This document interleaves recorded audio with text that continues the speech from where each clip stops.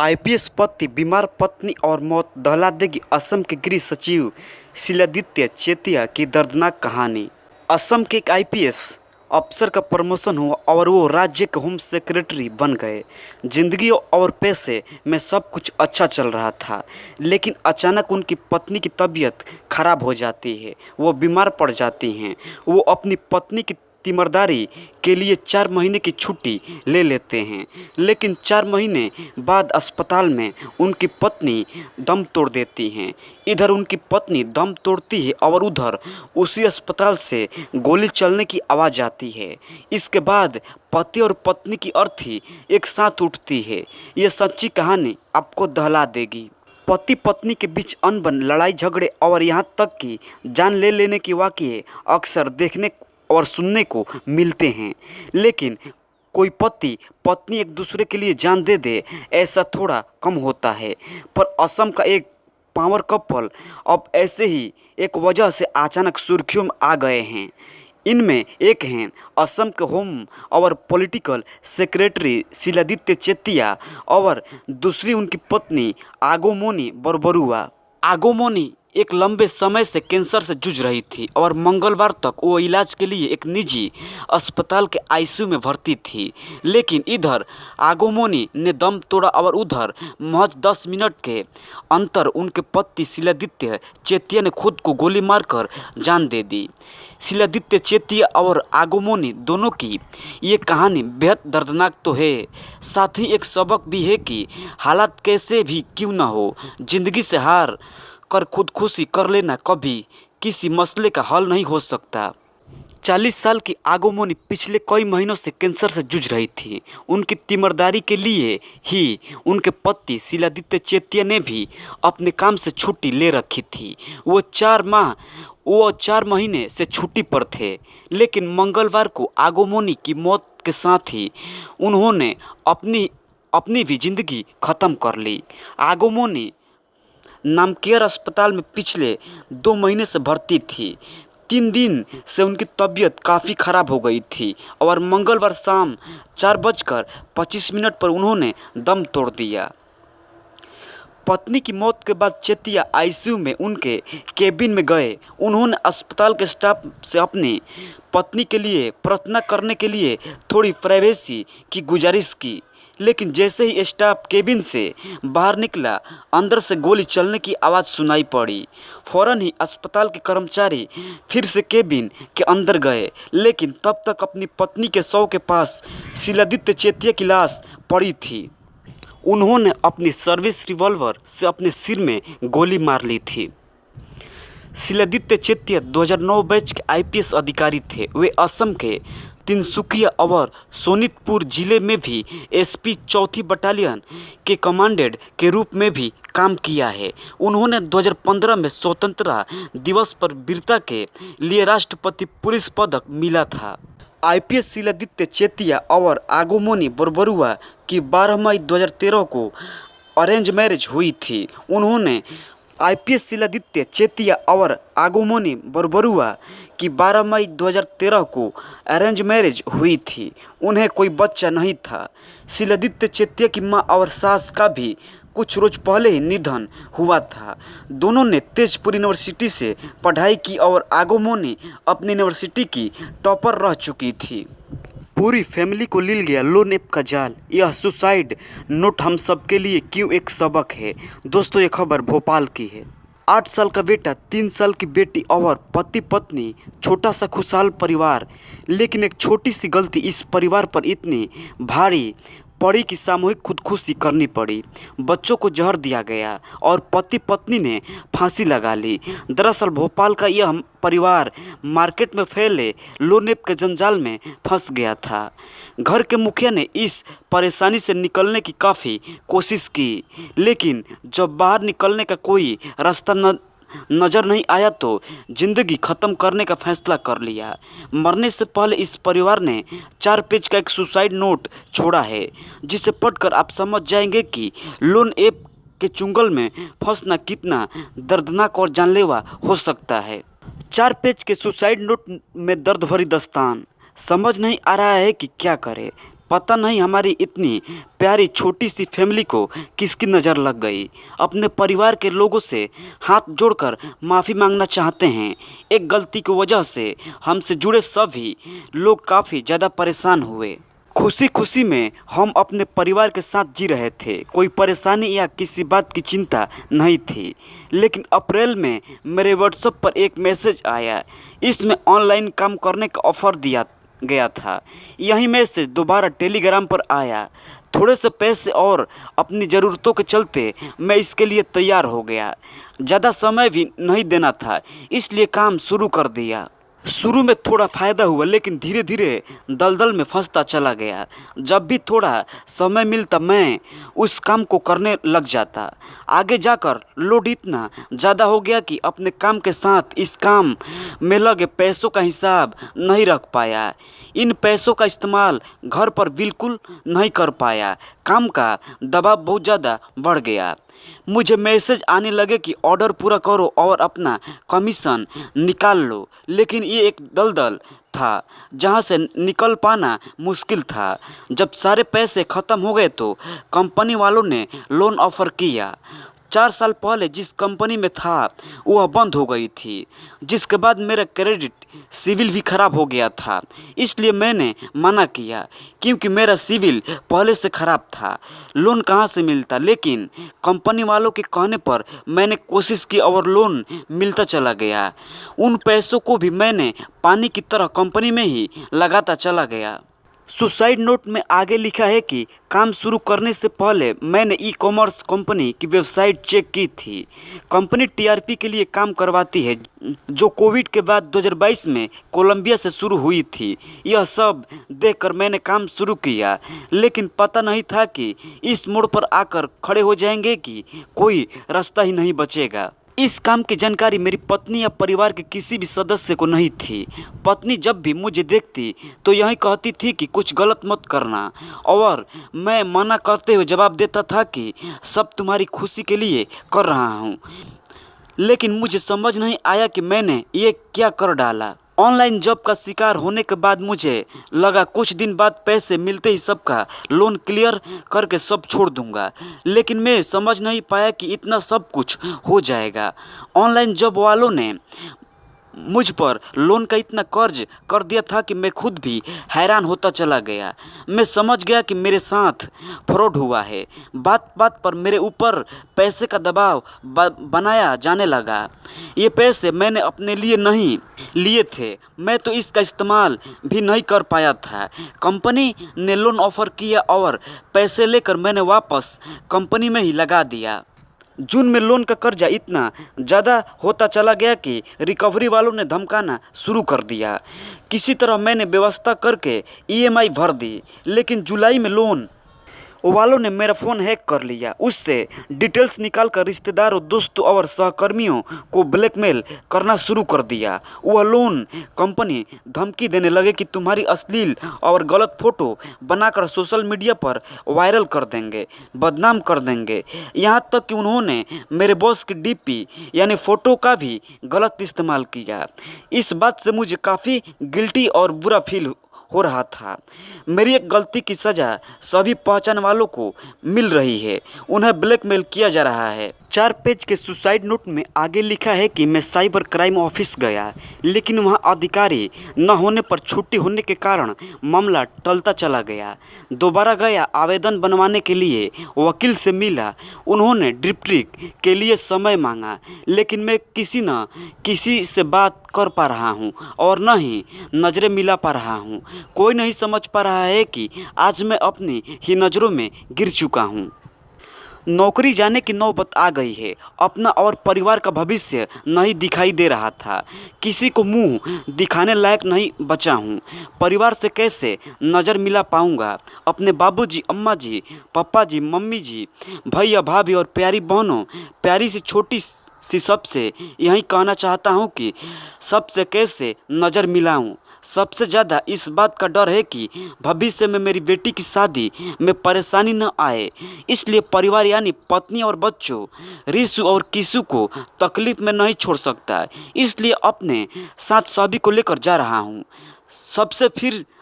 सबसे फिर माफ़ी मांगता हूँ, मेरे परिवार को माफ़ कर दें। मैं मजबूर हूँ, शायद हमारे जाने के बाद सब कुछ अच्छा हो जाएगा। निवेदन है कि हमारे जाने के बाद परिवार वालों को लोन के लिए परेशान न किया जाए, न ही किसी रिश्तेदार या साथी कर्मचारी को परेशान किया जाए। मैं अपने पापा, मम्मी, बाबूजी, अम्मा जी, तीनों बहनों, बड़े भाइयों, अंतु दी दोनों सालों सबसे माफ़ी मांगता हूँ। हमें माफ़ कर दें, हमारा साथ यहीं तक था। हमारी अंतिम इच्छा यही है कि हमारा पोस्टमार्टम न किया जाए और सभी का अंतिम संस्कार साथ में किया जाए ताकि हम चारों साथ में रहें। नौकर सुफियान को दिल दे बैठी मकान मालकिन नाजिया ने रचाई शादी। घर के काम के लिए नाजिया ने सुफियान को नौकरी पर रखा था, लेकिन बाद में नाजिया सुफियान को दिल दे बैठती हैं और उससे शादी कर लेती हैं। इस कपल का वीडियो सुर्खियों में है। एक यूट्यूब चैनल को दिए गए इंटरव्यू में नाजिया ने अपनी दिलचस्प लव स्टोरी शेयर की है। नौकर से शादी को लेकर नाजिया का कहना है कि वह अपने शौहर के साथ बहुत खुश हैं। एक महिला ने 18,000 की सैलरी पर अपने घर के काम के लिए एक नौकर रखा था, लेकिन कुछ ही दिनों में उसे नौकर का व्यवहार इतना अच्छा लगा कि वो उसी की होकर रह गई। मकान मालकिन को अपने नौकर से प्यार हो गया और बाद में उसने नौकर से शादी भी कर ली। एक यूट्यूब चैनल को दिए गए इंटरव्यू में महिला ने अपनी लव स्टोरी शेयर की है। पाकिस्तानी कपल का ये वीडियो सुर्खियों में है। इस जोड़े में एक मालकिन और जो दूसरा नौकर है। घर के काम के लिए मालकिन नाजिया ने सुफियान को नौकरी पर रखा था, लेकिन बाद में नाजिया सुफियान को दिल दे बैठती हैं और उससे शादी कर लेती हैं। नाजिया इस्लामाबाद की रहने वाली है। यूट्यूबर सैयद वासिद अली को दिए गए इंटरव्यू में नाजिया कहती हैं कि वो घर में अकेले रह रही थी और उनका अपना कोई नहीं था। घर के कामकाज के लिए उन्हें एक नौकर की ज़रूरत थी। आसपास के लोगों ने उन्हें सुफियान के बारे में बताया। सुफियान के सभी लोगों ने तारीफ़ की। यह सुनकर नाजिया ने उन्हें 18,000 प्रति महीने की नौकरी पर रख लिया। नाजिया कहती हैं कि समय के साथ उन्हें सुफियान की आदतें, व्यवहार, सोच आदि काफ़ी पसंद आने लगे और कुछ ही दिनों में वो उसे दिल दे बैठी। उनके मुताबिक सुफियान सबकी इज्जत करते हैं, कभी किसी को गलत नज़र से नहीं देखते हैं। उनकी सादगी पर मेरा दिल आ गया। उन्होंने खुद सुफियान को प्रपोज़ किया। मालकिन से प्रपोजल सुनकर सुफियान को यकीन नहीं हुआ। उस दिन को शायद करते हुए नाजिया कहती हैं कि प्रपोजल सुनकर सुफियान जैसे ही बेहोश हो गए थे। सुफियान ने बस आई लव यू टू में जवाब दिया। नौकर से शादी को लेकर नाजिया का कहना है कि वह अपने शौहर के साथ बहुत खुश है। सुफियान उनकी हर ज़रूरत का ध्यान रखते हैं। बुखार होने पर दवाई लाते हैं, सिर दबाते हैं, खाना भी बनाते हैं। नाजिया पति को अपना सलमान खान बताती हैं और सुफियान उन्हें अपनी कटरीना कैफ कहते हैं। इस लव स्टोरी में नाजिया को सबसे पहले प्यार हुआ था। वीडियो में नाजिया ने बताया कि रंग रूप पैसा तो ऊपरी चीज़ें हैं, सुफियान उन्हें दिल और साफ सोच की वजह से पसंद आए। नाजिया ने कहा कि वह अपना घर भी सुफियान के नाम कर सकती हैं। हालांकि शादी के पहले इस रिश्ते के लिए दोनों को लोगों ने ताने सुनने पड़े, लेकिन उन्होंने एक दूसरे का साथ नहीं छोड़ा। वीडियो में इस कपल ने एक दूसरे के लिए गाना भी गाया और अपने प्यार का इजहार भी किया। नाजिया ने जहां हमें आना पड़ेगा दुनिया में दोबारा गाना गाया, वहीं सुफियान ने कच्ची पेंसिल नाल सॉन्ग गाया। गैंगस्टर हिमांशु भाऊ की खास अनु ने अमन को हुस्न के जाल में फंसाया, फिर बर्गर किंग में मरवाई 40 गोलियां। पश्चिम दिल्ली के राजौरी गार्डन में मंगलवार देर शाम बर्गर किंग आउटलेट गोलियों की ताबड़तोड़ से गूंज उठा था, जहां 3 अज्ञात हमलावरों ने करीब 40 राउंड फायरिंग कर अमन नाम के शख्स को मौत के घाट उतार दिया था। अमन हरियाणा के झज्जर जिले के छोछी गांव के रहने वाला था। वह फाइनेंस एवं ढाबा का काम करता था। जांच के दौरान पुलिस को पता चला कि हत्याकांड की साजिश हजारों किलोमीटर दूर पुर्तगाल में बैठे गैंगस्टर हिमांशु भाऊ ने रची थी। इस काम को अंजाम देने की जिम्मेदारी उसने अपनी खास अनु को दी थी, जिसे अपराध की दुनिया की नई लेडी डॉन कहा जा रहा है। बताया जा रहा है कि 24 साल की अनु को डॉन बनने की चाहत गैंगस्टर हिमांशु भाऊ के करीब ले आई। हिमांशु को अनु पर काफ़ी भरोसा था, जिसके उसने इस टास्क की जिम्मेदारी अनु को दी। दिल्ली के राजौरी गार्डन के बर्गर किंग में हुए हत्याकांड की परत जैसे जैसे खुलती जा रही है, वैसे वैसे इस लेडी डॉन और इसकी हकीकत सामने आती जा रही है।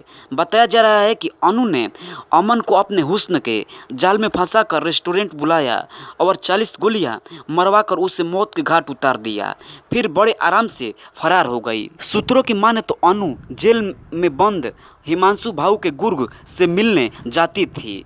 अब दिल्ली पुलिस जल्द से जल्द अनु को पकड़ने की कोशिश में जुटी है, जिससे कत्ल की साजिश से पूरी तरह पर्दा उठ सके।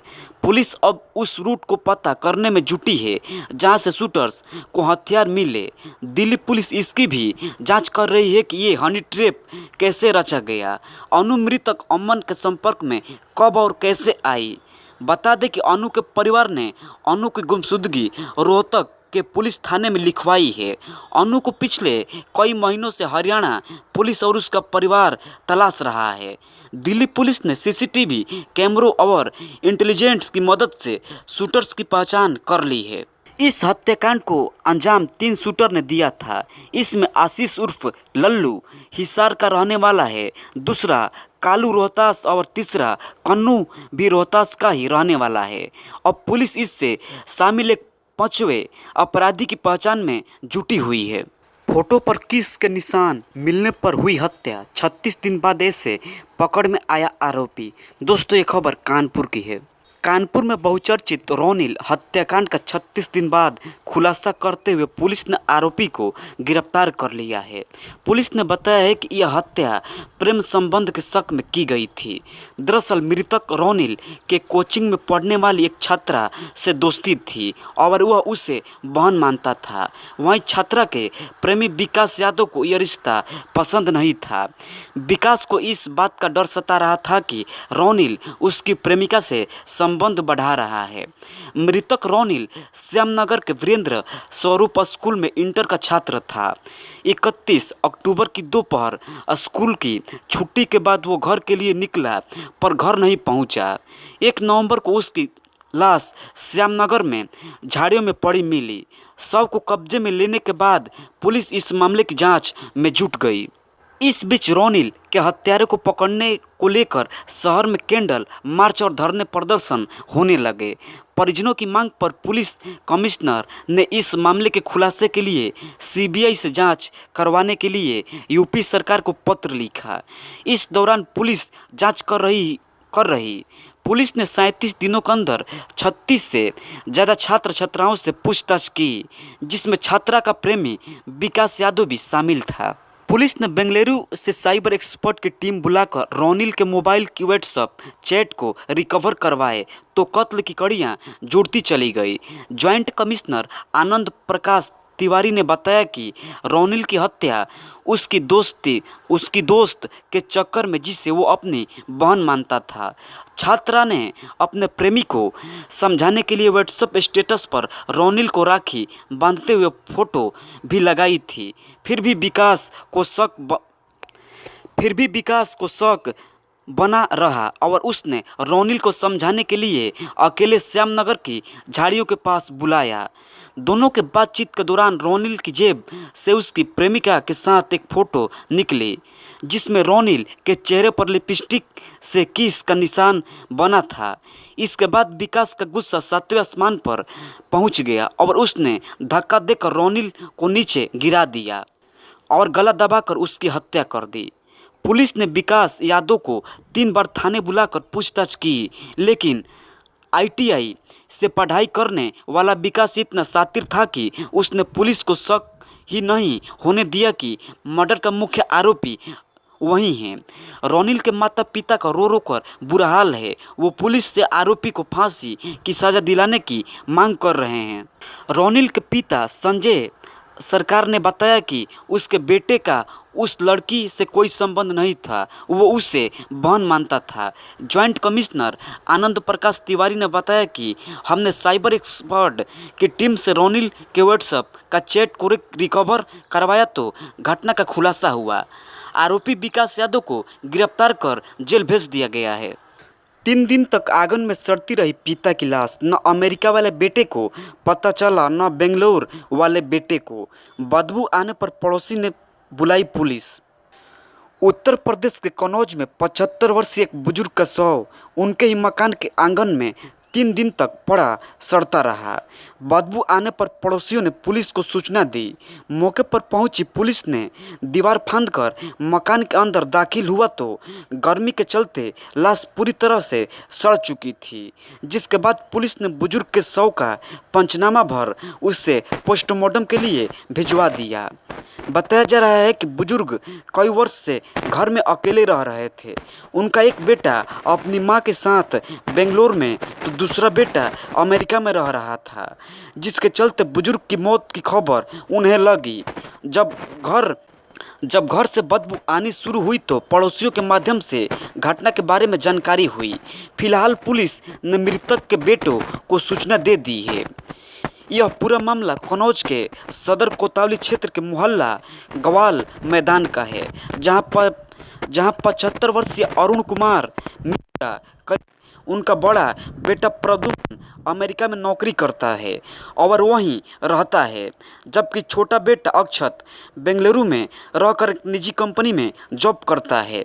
अरुण की पत्नी रेखा देवी अपने छोटे बेटे अक्षत के साथ बेंगलुरु में रह रही हैं।